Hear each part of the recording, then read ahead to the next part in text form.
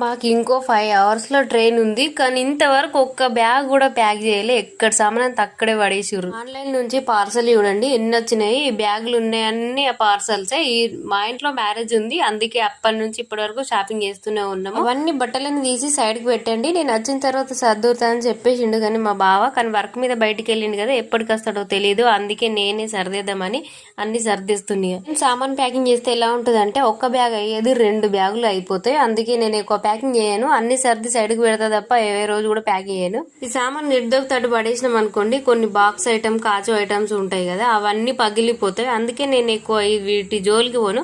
మా బావ అయితే బట్టల మధ్యలో మంచిగా సెట్ చేసి పెడతాడు. మా బావ పిల్లలు స్కూల్ కి వెళ్ళిపోయిండు, కొన్ని ఫార్మాలిటీస్ ఉంటాయి కదా అవి పూర్తి చేసుకొని రావడానికి అని చెప్పి వెళ్ళిపోయిండు. అంతలోపు నేను సర్దేస్తా. ఇక తర్వాత వచ్చిన తర్వాత మళ్ళీ మా బావ మళ్ళీ సెట్ చేస్తాడు. అందరు వీడియో చూస్తున్నారు కానీ లైక్ చేయట్లేదు. లైక్ చేసి సబ్స్క్రైబ్ చేయడం మాత్రం మర్చిపోకండి. Okay bye, see you for the next video.